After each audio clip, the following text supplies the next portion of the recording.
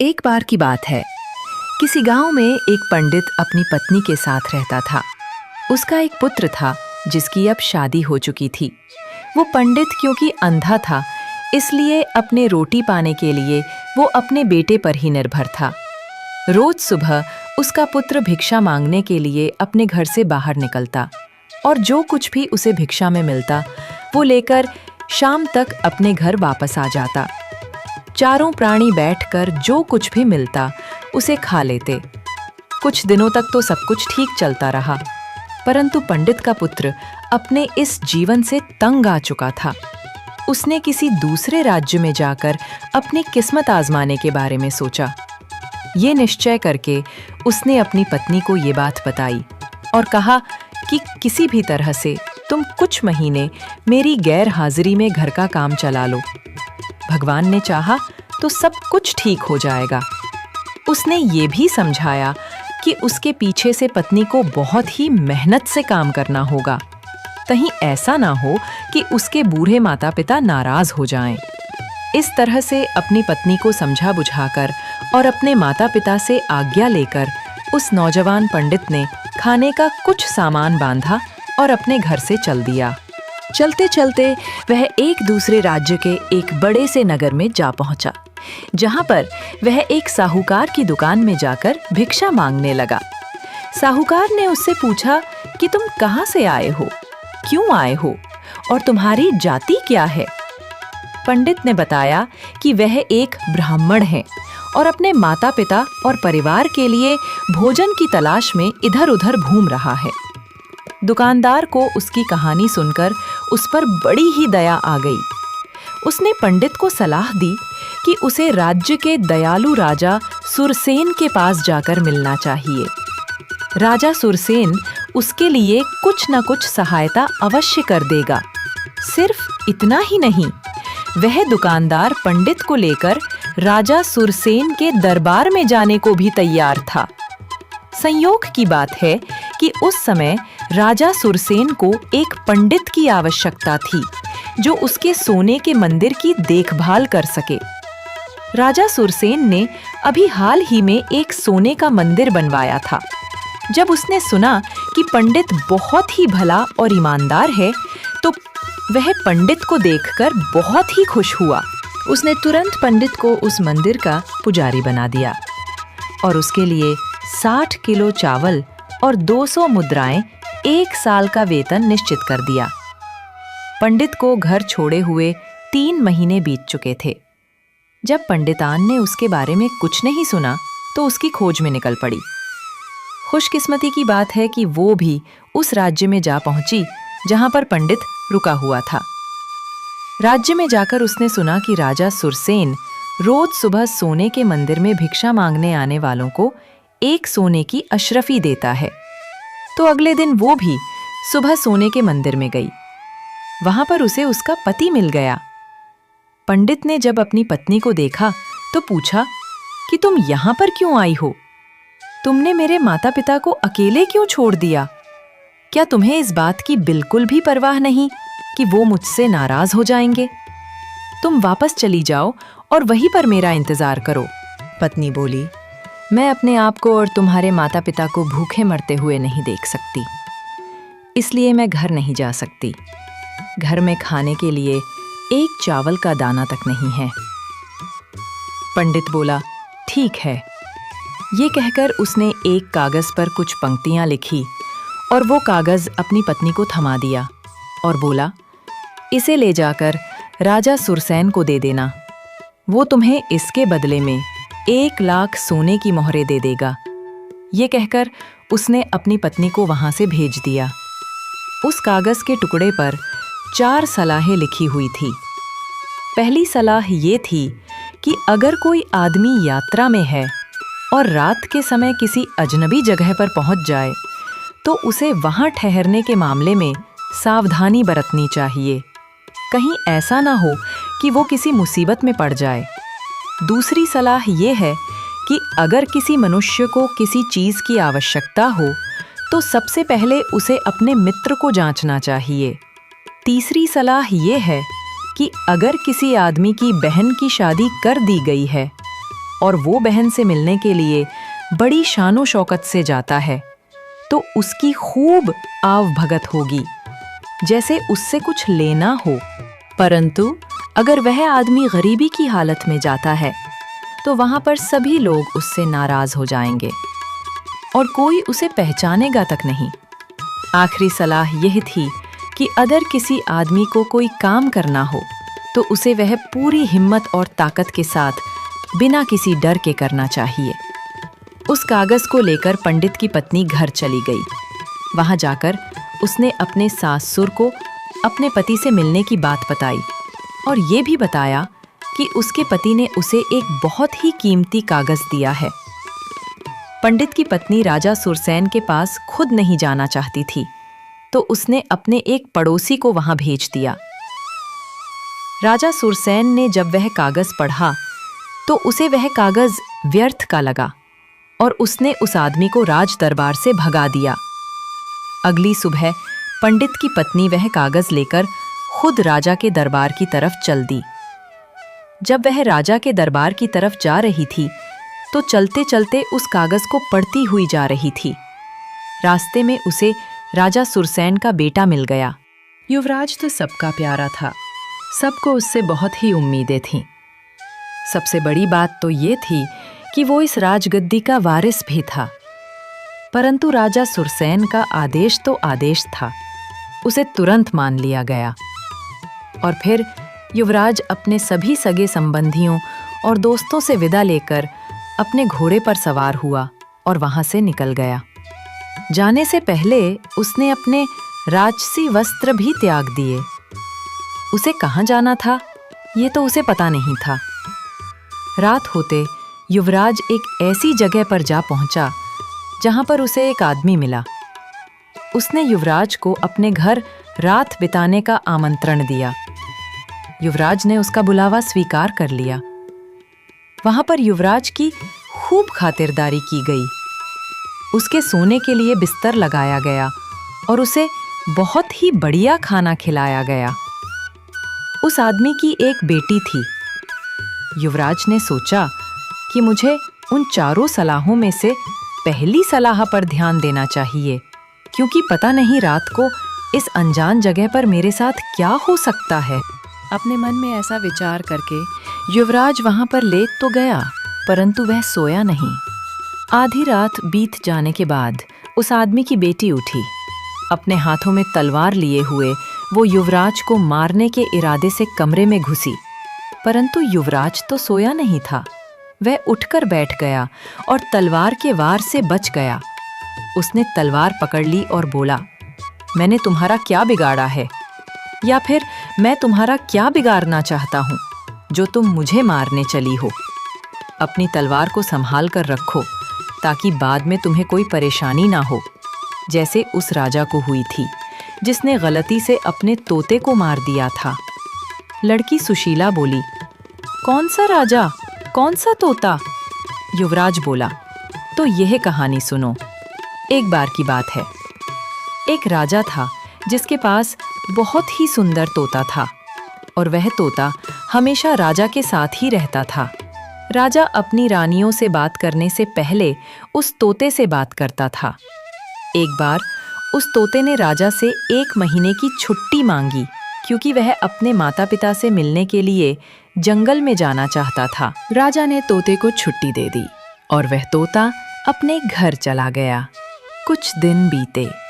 वह अपने माता पिता से मिलने के बाद जब वापस लौट रहा था तो लौटते समय वह एक ऐसे पेड़ की टहनी तोड़ लाया जिसके फल खाने से कोई भी बूढ़ा आदमी जवान हो सकता था। वह टहनी उसने राजा को उपहार में दे दी। उसे शाही बगीचे में लगा दिया गया। कुछ दिनों के बाद वह टहनी बढ़ने लगी। समय आने पर उस पेड़ पर फल लगने लगे, परंतु जैसे ही वह फल पकने वाले हुए, वैसे ही उस राज्य में तूफान आ गया, जिसमें वह पेड़ नीचे गिर गया और एक बहुत बड़ा सांप भी तूफान के पानी में बहकर वहां पर आ गया। उसने अपना सारा जहर उस पेड़ की शाखाओं में बिखेर दिया, जिसका किसी को भी पता ना चला। तूफान जाने के बाद पानी उतर गया तो उस पेड़ को फिर से लगा दिया गया। वो पेड़ एक बार फिर से लहलहा उठा। उस पर फिर से फल आ गए। समय आने पर पेड़ का एक फल राजा के पास ले जाया गया। राजा ने पेड़ के फलों को जांचने के लिए एक फल कुत्ते की तरफ फेंका। फल खाते ही वह कुत्ता मर गया। यह देखकर राजा को बहुत ही गुस्सा आया। उसने सोचा कि तोते ने उसे झूठ बोला है। उसने तोते को मारने का आदेश दे दिया। तोते को तुरंत ही मौत के घाट उतार दिया गया। अगले साल उसी पेड़ पर फिर से फल उगाए। तब तक पेड़ की शाखाओं का सारा जहर निकल चुका था। एक दिन एक बूढ़ा आदमी उधर से गुजरा। उसे भूख लगी थी। उसने पेड़ में से एक फल तोड़कर खा लिया। फल खाते ही वह फिर से जवान हो गया। इस घटना की खबर उड़ते उड़ते राजा तक जा पहुंची। तो राजा ने अपने एक नौकर से उस पेड़ का फल लाने को कहा। वह फल राजा के पास पहुंचा। राजा ने अपने एक बूढ़े मंत्री को फल खिलाया। जैसे ही मंत्री ने वह फल खाया तो वह जवान और ताकतवर हो गया, जैसा कि लोगों ने उसे 50 साल पहले देखा था। राजा ने जब ये देखा तो उसे अपने तोते के लिए बहुत ही दुख हुआ। उसे पछतावा होने लगा कि उसने बेवजह ही अपने तोते को मरवा दिया। वो तोता उसके लिए इतने अच्छे फल की शाखा लेकर आया था। राजा ने पेड़ के फलों को जांचने के लिए एक फल कुत्ते की तरफ फेंका। फल खाते ही वह कुत्ता मर गया। यह देखकर राजा को बहुत ही गुस्सा आया। उसने सोचा कि तोते ने उसे झूठ बोला है। उसने तोते को मारने का आदेश दे दिया। तोते को तुरंत ही मौत के घाट उतार दिया गया। अगले साल उसी पेड़ पर फिर से फल उगाए। तब तक पेड़ की शाखाओं का सारा जहर निकल चुका था। एक दिन एक बूढ़ा आदमी उधर से गुजरा। उसे भूख लगी थी। उसने पेड़ में से एक फल तोड़कर खा लिया। फल खाते ही वह फिर से जवान हो गया। इस घटना की खबर उड़ते उड़ते राजा तक जा पहुंची। तो राजा ने अपने एक नौकर से उस पेड़ का फल लाने को कहा। वह फल राजा के पास पहुंचा। राजा ने अपने एक बूढ़े मंत्री को फल खिलाया। जैसे ही मंत्री ने वह फल खाया तो वह जवान और ताकतवर हो गया, जैसा कि लोगों ने उसे 50 साल पहले देखा था। राजा ने जब ये देखा तो उसे अपने तोते के लिए बहुत ही दुख हुआ। उसे पछतावा होने लगा कि उसने बेवजह ही अपने तोते को मरवा दिया। वो तोता उसके लिए इतने अच्छे फल की शाखा लेकर आया था। कहानी सुनाने के बाद युवराज बोला, मुझे यकीन है कि तुम मेरे साथ ऐसा नहीं करोगी। लड़की सुशीला बोली, सच, मैं तुम्हारे साथ ऐसा नहीं करूंगी। जब युवराज की बात खत्म हुई तब तक सुबह हो चुकी थी। घर के बाकी सभी लोग जाग चुके थे। इस तरह से उस दिन युवराज की जान बच गई। इसके तुरंत बाद ही युवराज को वहां से जाना था, मगर मकान के मालिक ने एक बार फिर से आग्रह करके उसे रोक लिया और कहा कि तुम अगले दिन चले जाना। उस दिन युवराज फिर से वहीं पर रुक गया। पिछले दिन की ही तरह उस दिन युवराज की खूब आव भगत की गई। उसे सोने के लिए कमरे में भेज दिया गया। उस रात भी मकान मालिक की बेटी उसकी सेवा के लिए वहां पर आई। युवराज अभी तक सोया नहीं था, क्योंकि उसे डर था कि मकान मालिक की बेटी उसके साथ पता नहीं क्या करे। आधी रात के समय वो लड़की उठी और हाथ में तलवार लिए युवराज की तरफ बढ़ी।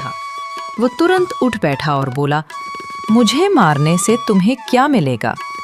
अगर तुमने मुझे मार दिया तो तुम उसी आदमी की तरह पछताओगी जैसा कि एक आदमी अपने कुत्ते को मारने के बाद पछताया था। लड़की सुशीला ने पूछा, कैसा आदमी, कैसा कुत्ता? राजकुमार बोला, कहो तुम, ये अपनी तलवार मुझे दे दो, उसके बाद मैं तुम्हें बताता हूँ। लड़की सुशीला ने अपनी तलवार युवराज को दे दी। युवराज ने अपनी दूसरी कहानी सुनाना शुरू की। एक बार की बात है, एक नगर में एक अमीर व्यापारी रहता था। उसके पास एक पालतू कुत्ता था। अचानक वो अमीर व्यापारी बहुत ही गरीब हो गया और उसे अपने कुत्ते को छोड़ना पड़ गया। उसने अपने एक साथी व्यापारी से अपने कुत्ते के बदले 6,000 मोहरों का कर्ज ले लिया और अपना कुत्ता उसे सौंप दिया। उस धन से व्यापारी ने फिर से नया काम शुरू किया। कुछ समय के बाद जो साथी व्यापारी कुत्ते को लेकर गया था, उसकी दुकान में चोरी हो गई। उसका सारा सामान चोर चुरा कर ले गए। उस समय वफादार कुत्ता ये सब कुछ देख रहा था। जो भी वहां पर घटना हुई, वो चोरों के पीछे दौड़ने लगा और उसने वो जगह देख ली जहां पर उन चोरों ने अपना चोरी का माल छुपाया था। वो घर वापस आ गया। सुबह जब व्यापारी उठा तो अपनी दुकान खाली देखकर वो रोने लगा। व्यापारी के परिवार वाले भी उसकी ऐसी हालत देखकर बहुत ही दुखी थे। इधर वो कुत्ता बार बार अपने मालिक के कपड़े खींचता हुआ घर के दरवाजे की तरफ भाग रहा था, जैसे कि वो उसको घर से बाहर ले जाना चाहता हो। परिवार वालों ने व्यापारी को सलाह दी कि लगता है कि ये कुत्ता चुराई हुई चीजों के बारे में कुछ जानता है, तुम्हें इसका पीछा करना चाहिए। व्यापारी और उसके कुछ साथी कुत्ते का पीछा करने लगे। कुत्ता उनको वहां पर ले गया जहां पर चोरों ने उसका माल छुपाया था। उस जगह पर आकर कुत्ते ने जमीन को खोदना शुरू कर दिया और भौंकने लगा। वो ये बताने की कोशिश कर रहा था कि इस जगह के नीचे उनका सामान छुपा हुआ है। व्यापारी और उसके साथियों ने जमीन खोदी और अपना सारा सामान वापस पा लिया। उसमें से कोई भी चीज कम नहीं हुई थी। सारा का सारा सामान वैसे का वैसे ही मिल गया। व्यापारी अपना माल पाकर बहुत ही खुश हुआ। घर वापस आने के बाद उसने एक कागज पर कुत्ते के पुराने मालिक को एक संदेश लिखा, जिसमें लिखा था कि तुम्हारा कुत्ता बहुत ही वफादार है और उसकी वफादारी के फलस्वरूप वो 6,000 मोहरों का कर्ज माफ करता है। ये कागज उस आदमी ने कुत्ते के एक कान में बांध दिया और कुत्ते को वापस उसके पुराने मालिक के घर की तरफ भेज दिया। अब कुत्ता अपने पुराने मालिक के घर की तरफ चल दिया। जब पुराने मालिक ने कुत्ते को वापस आते हुए देखा तो उसने सोचा कि लगता है कि मेरा दोस्त अपना पैसा मांग रहा है, जो मैंने कुत्ते के बदले में उससे लिया था। अब वो कुत्ता वापस भेजकर मुझसे पैसा चाहता है, परंतु मैं उसे पैसे कहां से दूं? अभी तो मेरा नुकसान भी पूरा नहीं हुआ। मैं ऐसा करता हूं कि जैसे ही कुत्ता मेरे घर के पास आएगा, मैं उसे मार दूंगा और अपने मित्र से कह दूंगा कि किसी और ने इसको मार दिया। इस तरह से मेरा कर्ज खत्म हो जाएगा। ना रहेगा कुत्ता, ना बचेगा कर्ज। ऐसा सोचकर वो घर के बाहर की तरफ दौड़ा और उसने कुत्ते को मार दिया। कुत्ते के दाएं कान से अचानक एक कागज नीचे गिरा। व्यापारी ने वो कागज उठाया और उसे पढ़ने लगा। सच्चाई जानकर उसे बहुत ही दुख हुआ। कहानी खत्म करने के बाद युवराज बोला, तुम संभल जाओ, कहीं ऐसा ना हो कि बाद में मेरी जिंदगी की कीमत तुम्हें अपनी जिंदगी देकर चुकानी पड़े। जब युवराज की कहानी खत्म हुई तब सुबह होने वाली थी। लड़की सुशीला बोली, अब मैं क्या करूं? 2 घंटे के बाद तो दिन निकल आएगा। मेरे पिताजी ने मुझसे कहा था कि मैं तुम्हें अवश्य ही मार दूं। अब मैंने तुम्हें नहीं मारा तो वो मुझे मार देंगे। युवराज ने पूछा, आखिर तुम मुझे मारना क्यों चाहती हो? तब उस लड़की सुशीला ने बताया कि हमारा पूरा परिवार एक ठगों का परिवार है। हम इसी तरह से लोगों को अपने जाल में फंसाकर उनको ठगते हैं और ऐसे ही हमारे परिवार का भरण पोषण होता है। परंतु अब मैं क्या करूं? मेरी जिंदगी अब तुम्हारे हाथ में है। युवराज बोला, मुझे इस श्रापित घर से बाहर निकलने का रास्ता बताओ। मेरे साथ बाहर चलो, कोई ना कोई रास्ता अवश्य ही मिल जाएगा और हम यहाँ से भाग जाएंगे। चलो मेरे साथ। 2 घंटे के बाद जब ये लोग सोकर उठेंगे तब तक तो हम बहुत दूर निकल चुके होंगे। युवराज उस लड़की सुशीला को लेकर घर से बाहर निकल गया और वहां पर बंधे हुए एक घोड़े पर बैठकर दोनों वहां से रवाना हो गए। चलते चलते युवराज ने सोचा, क्यों ना अब कागज में लिखी हुई दूसरी सलाह को भी आजमाया जाए, जिसके अनुसार जब भी किसी चीज की आवश्यकता हो तो सबसे पहले अपने मित्र को आजमाना चाहिए। तब युवराज उस लड़की सुशीला को लेकर चलते चलते अपने एक मित्र के घर आ पहुंचा। युवराज के मित्र ने उन दोनों का अपने घर में स्वागत किया और उनके आराम से वहां पर रहने की व्यवस्था कर दी। अगले 7 महीने तक युवराज अपने मित्र के यहाँ पर ही रुका। युवराज के उस मित्र का एक बेटा था जिसकी शादी उस लड़की सुशीला के साथ कर दी गई। अब युवराज ने अपने मित्र से यहाँ से जाने की इजाज़त मांगी तो मित्र ने उसे कुछ धन और सफ़र के लिए आवश्यक सामान देकर विदा कर दिया। अब बारी थी उस कागज़ में लिखी हुई तीसरी सलाह को आजमाने की, जिसके अनुसार अगर किसी आदमी ने अपनी बहन की शादी कर दी हो और वहां पर वो उससे मिलने पूरी शानो शौकत से जाता है तो उसकी खूब आवभगत की जाएगी, परंतु अगर वो गरीब हालत में जाता है तो सभी उससे नाराज होंगे और उसे पहचानेंगे तक नहीं। इस बात को आजमाने के लिए युवराज ने अपने बहनोई के राज्य जाने का फैसला किया। उसने अपना वेश एक ऋषि का बनाया और बहनोई के महल के सामने जाकर बैठ गया, जैसे कि वो ध्यान में लीन हो। उस ऋषि के आने की खबर जब राजा तक पहुंची तो उसने ऋषि से मिलने के बारे में सोचा, क्योंकि राजा की पत्नी की तबीयत बहुत ही खराब थी। उसके इलाज के लिए कई हकीम और वैद्य बुलाए गए, परंतु कोई उसे ठीक ना कर सका। राजा यानी कि युवराज के बहनोई ने सोचा कि शायद ये पवित्र आदमी उसकी पत्नी को ठीक कर सकता है। राजा ने अपने कुछ सेवकों को ऋषि को महल में लाने के लिए भेजा, परंतु ऋषि ने ये कहकर अंदर आने से मना कर दिया कि वो एक ऋषि है और उसकी जगह बाहर ही ठीक है। तो खुद बाहर आकर मिले और साथ में अपनी पत्नी को भी लेकर आए। राजा की पत्नी यानी कि युवराज की बहन जब ऋषि से मिलने के लिए आईं तो अपने भाई के सामने लेटकर प्रणाम करने लगी।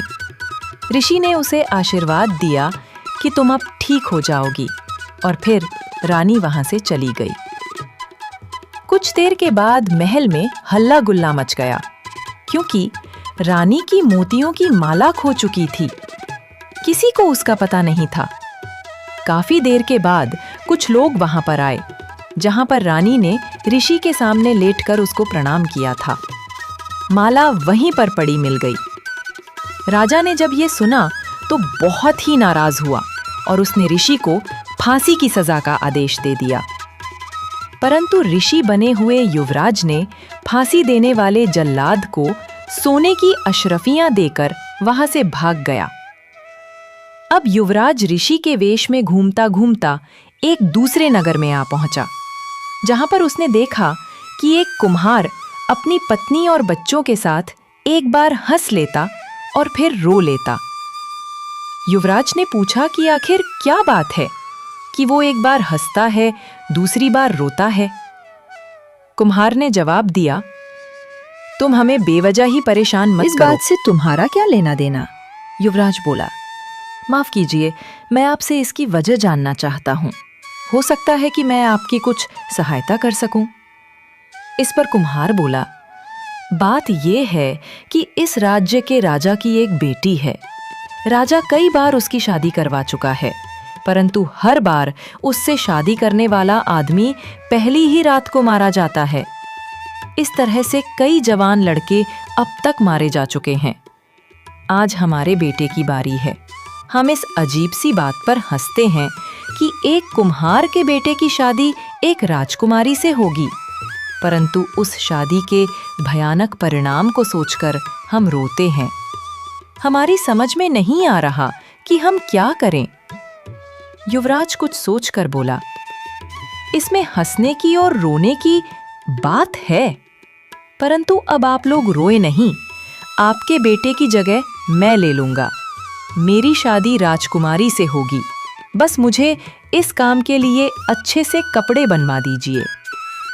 कुम्हार ने युवराज के लिए बढ़िया से कपड़े बनवाए और फिर शादी के लिए उसे महल भेज दिया गया। रात के समय जब युवराज को राजकुमारी के कमरे में भेजा गया, युवराज ने सोचा कि ये तो बहुत ही भयानक घड़ी है। क्या मैं भी दूसरे नौजवानों की तरह मर जाऊंगा? उसने अपनी तलवार कसकर अपनी मुट्ठियां भी ली और कागज में लिखी हुई उस चौथी बात के बारे में सोचा कि जो काम मनुष्य को अपने आप करना पड़ता है, उसे पूरी ताकत और बिना किसी डर के करना चाहिए। तब युवराज निश्चय करके अपने बिस्तर पर लेट गया कि वो आज की रात सोएगा नहीं, बल्कि देखेगा कि क्या होता है। वो चारों तरफ देख रहा था कि तभी उसने देखा आधी रात को एक सांप अचानक उसके बिस्तर की तरफ बढ़ा। उस सांप का इरादा युवराज को डसकर मारने का था, जैसे शायद उसने पहले भी कई नौजवानों को मारा होगा। युवराज तो पहले से ही तैयार था। उसने अपनी तलवार कसकर पकड़ ली और जैसे ही वो सांप बिस्तर पर आया, राजकुमार ने सांप के 2 टुकड़े कर दिए। इतनी ही देर में राजकुमारी उठकर युवराज के पास आई और उसके पैर पकड़कर जोर जोर से रोने लगी और बोली, युवराज, तुमने आज मुझे इस कष्ट भरे जीवन से मुक्ति दिला दी। ये सांप कोई साधारण सांप नहीं, बल्कि नागलोक का भयंकर सांप था। ये पिछले कई वर्षों से मेरे पीछे पड़ा हुआ था और जिस भी युवक से मैं विवाह करती थी, ये उसकी हत्या कर देता था। और इसने मुझे धमकी दे रखी थी कि अगर मैंने इसके बारे में अपने पिता या किसी और को बताया तो ये मेरे पूरे परिवार को खत्म कर देगा। इसलिए आज तक मैं इस बात को किसी से ना कह सकी। परंतु आज आपने इसको खत्म करके मुझ पर बहुत ही उपकार किया है। जब राजा युवराज की खोज खबर लेने के लिए आया तो ये देखकर बहुत ही हैरान हुआ कि युवराज जिंदा है और उसकी बेटी से बातें कर रहा है। उसने सोचा, अवश्य ही ये नौजवान मेरी बेटी को खुश रख सकता है। वो कमरे में आया। उसने युवराज से पूछा, तुम कौन हो? युवराज बोला, मैं प्रतापगढ़ के राजा का बेटा हूं।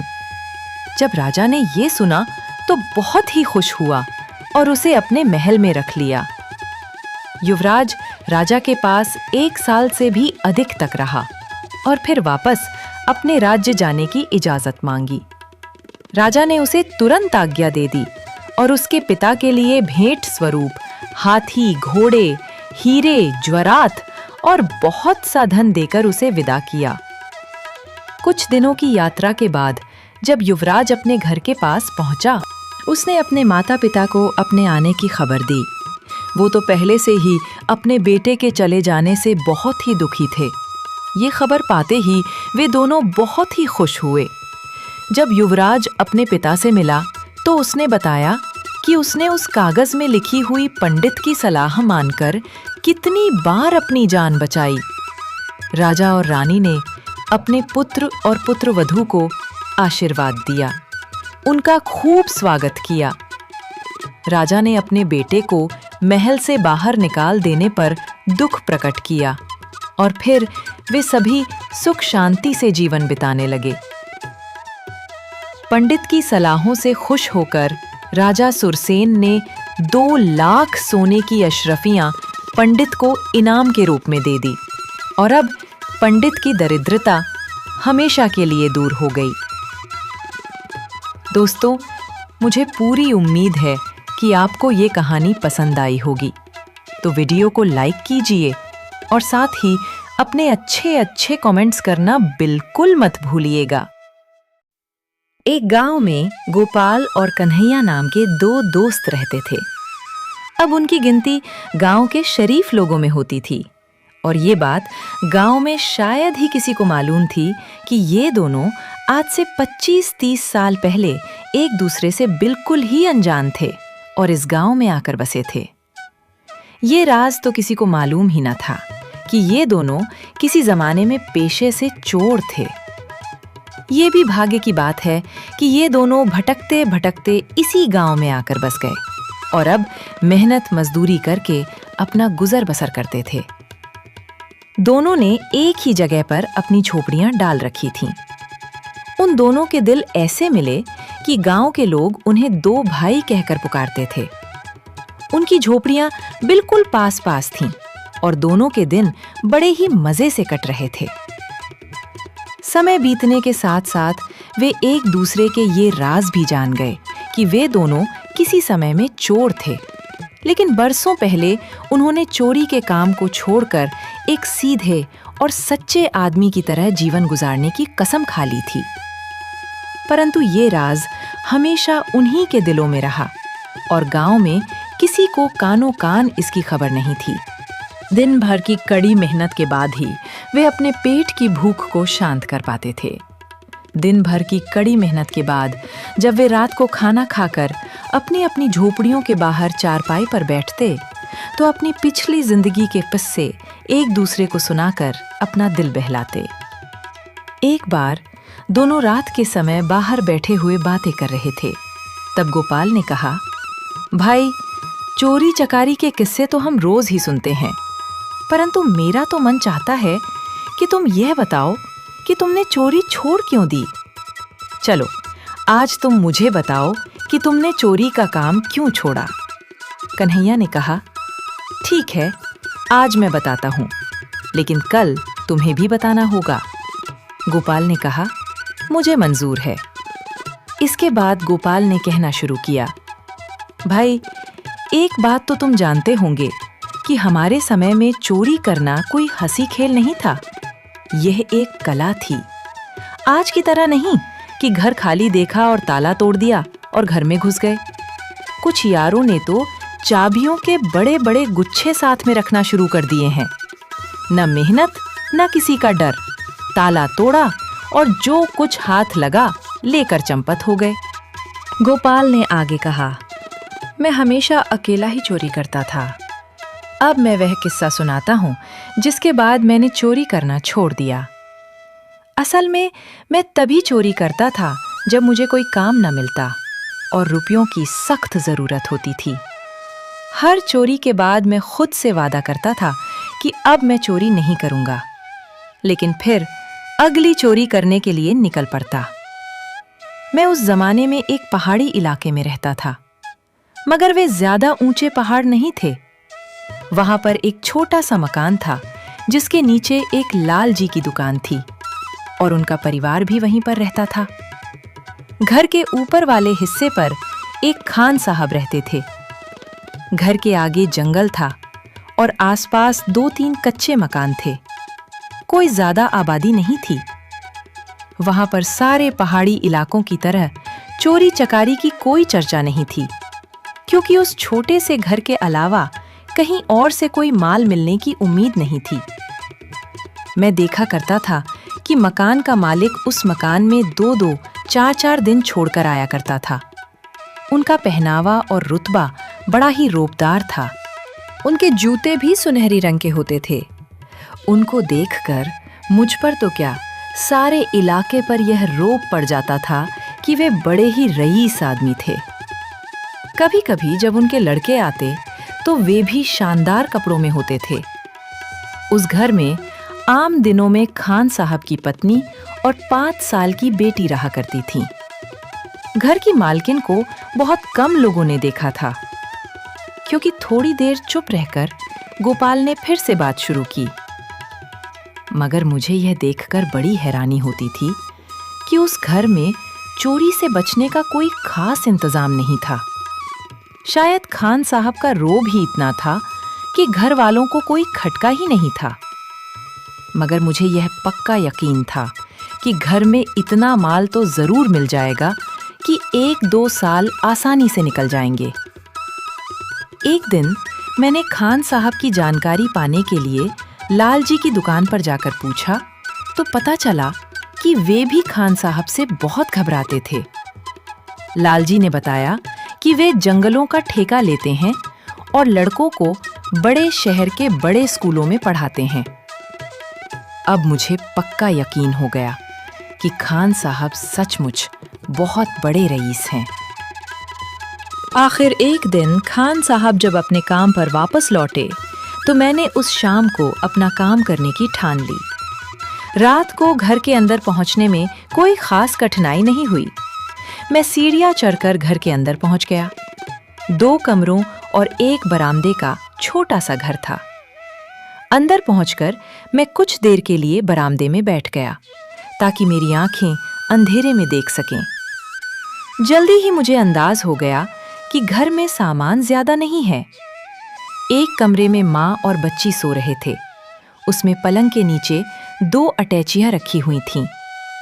दूसरे कमरे में संदूक रखे थे जिनमें किसी में ताला नहीं था। ये देखकर मेरा माथा ठनका कि इतने बड़े रईस के घर में इतना कम सामान। खैर, मैंने संदूकों की तलाशी ली। कपड़ों के अलावा कोई जेवर का डिब्बा हाथ नहीं लगा।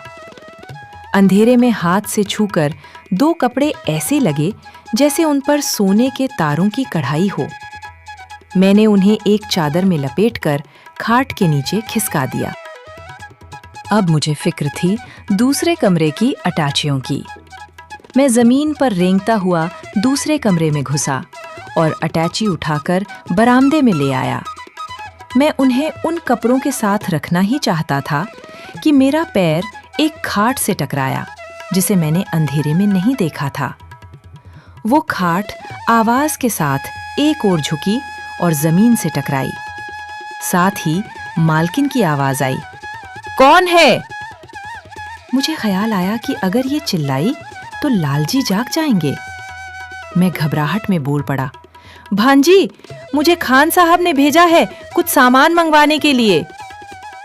औरत ने डरने के बजाय हैरानी से कहा, अच्छा, तो तुम्हें बहुत मुश्किल हुई होगी यहाँ पहुँचने में। तुम बैठो, मैं तुम्हारे लिए पानी लाती हूँ। वो रसोई में गई, चिराग जलाया और कहने लगी, बेचारा कैसे पहुंचा होगा। दिन में चला होगा और पहुंचते पहुंचते रात हो गई होगी। बैठ जाओ चारपाई पर। जैसे ही उसकी पीठ मेरी तरफ हुई, मैंने मौका पाकर दरवाजे की तरफ दौड़ लगा दी। मैं सीढ़ियों के पीछे छुप गया। तभी मालकिन की आवाज आई, अरे भैया, कहाँ चले गए? कुछ खा पी तो लेते। फिर दरवाजा बंद होने की आवाज आई। कन्हैया ने कहा, अरे तू चोरी करने गया था या किसी देवी के दर्शन करने? गोपाल ने कहा, हाँ भाई, वह देवी ही थी। उसे शक ही नहीं हुआ कि कोई चोर हो सकता है। उसे सबसे पहले ख्याल आया कि मैं थका हारा हूँ। उसके सामने मुझे खुद से शर्म आने लगी। बाद में मुझे मालूम हुआ कि खान साहब असल में गरीब थे और किसी ठेकेदार के यहाँ मुंशी थे। वे अपनी सारी कमाई बच्चों की पढ़ाई पर लगा देते थे और अपनी इज्जत बचाने के लिए साफ सुथरे कपड़े पहनते थे। तब मैंने सोचा कि एक वो आदमी है जो इज्जत बचाने के लिए जी रहा है और एक मैं हूं जो पेट भरने के लिए इज्जत गवा रहा हूं।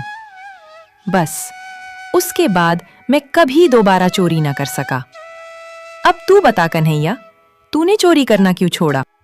तो सुन, जब मैंने आखिरी चोरी की थी तब मैं जवान था। बात यह थी कि जिस गांव में मैं रहता था वहां एक किसान की बेटी की शादी थी। वो किसान बहुत छोटी जमीन पर हल चलाता था और कर्ज लेकर बारात के लिए तैयारी कर रहा था। जिस रात बारात आनी थी उससे एक रात पहले मैंने चोरी कर ली। दुल्हन के जेवर और कुछ नकदी मेरे हाथ लगी और मैंने फौरन गांव के बाहर एक पेड़ के खोखले तने में छुपा दिया।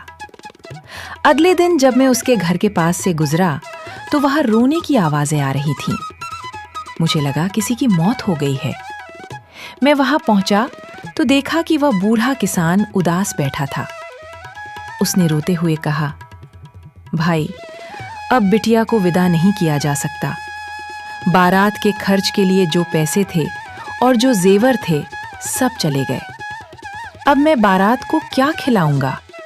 तभी उस बूढ़े ने अपने बेटे से कहा, जा दूल्हे के बाप से कह दे कि बारात लेकर ना आए। गांव भर की नाक कटवाने से अच्छा है कि बारात आए ही नहीं। उसकी उस दुखी और सख्त आवाज ने मेरा दिल हिला दिया। मुझे लगा जैसे मैं चोर नहीं बल्कि उनकी खुशियों का कातिल हूं। मेरा दिल चाह रहा था कि उसके पैरों पर गिर पड़ूं। अचानक मेरे सर पर जैसे किसी ने हथौड़ा मारा हो।